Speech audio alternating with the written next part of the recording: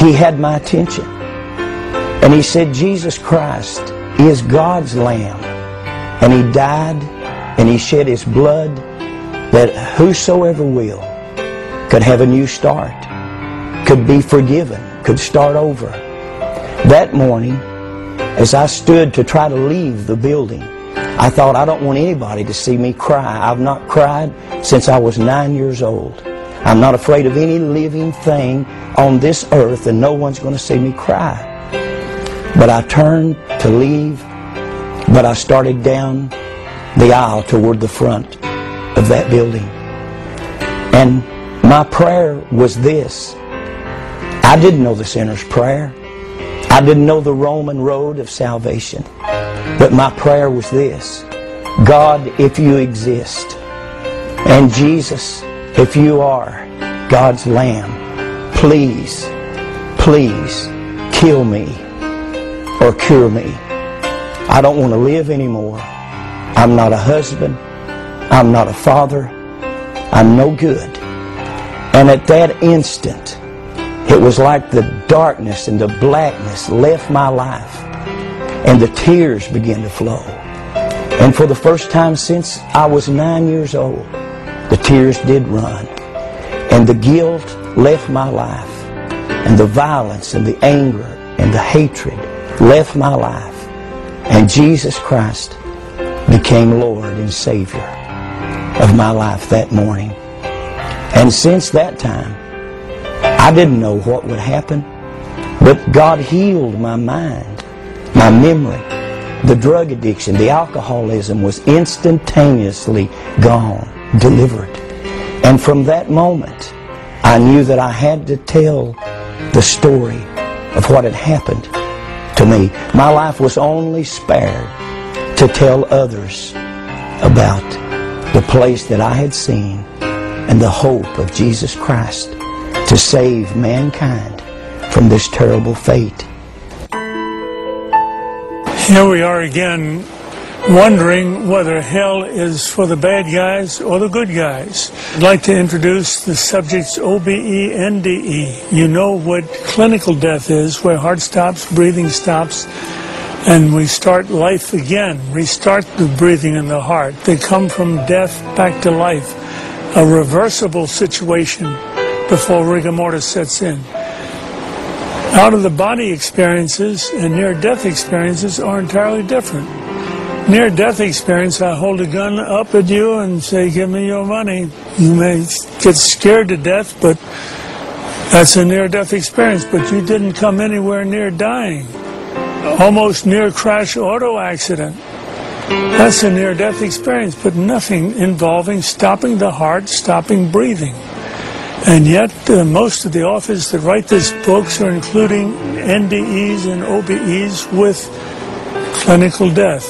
We're just investigating clinical death, where people actually die and come back.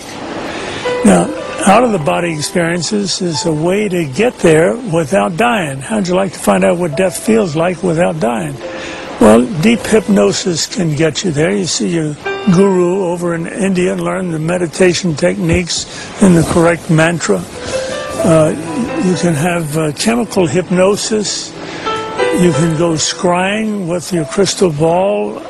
You can have kundalini, the electrical stimulus of the coiled snake down the base of the spine, the chakral sites, and all of the acupuncture is based upon ways of getting out of the body to experience life beyond the body, separating spirit from the body. This is the definition in the Bible, when the spirit separates from the body, but they're talking about a permanent separation, not a man-made separation. And we, in turn, are talking nothing about NDEs or OBEs. We're talking about clinical death. And this is where the great majority of the people that have true experiences occur. One of the cases we're going to show tonight is Charles McCaig, a 57-year-old mail carrier who was having chest pain. We took him to the office, put him on a treadmill, and started the treadmill until he got his chest pain again. He was attached to an EKG. The EKG went haywire. We knew he had chest pain. Before we could stop the machine, he dropped dead. Unfortunate. Only 1 in 5,000 do that, so don't be afraid of EKG stress test. But when he dropped dead, he had a very peculiar situation. He convulsed like most people do when they first die, and the heart stops supplying blood to the brain. Eyes rolled up, sputtered, turned blue, stopped breathing. The nurse started IV. I started external heart massage. The strangest thing happened when I would stop resuscitating to put in a pacemaker. When I came to, Dr. Allen said my hair was literally standing on the end, and my eyes had already started dilating. And I was absolutely scared to death. I was horrified. My life was what you might call normal. I partied lots. Not all that bad, but I had joined the church at a small, young age because my parents had said, let's go down to the front and join the church. I really didn't realize what it was to belong to the church or accept Christ until that day. And I had early in one morning at work, I had gone to walk to the local clinic in my hometown and telling them I thought I was having a heart attack.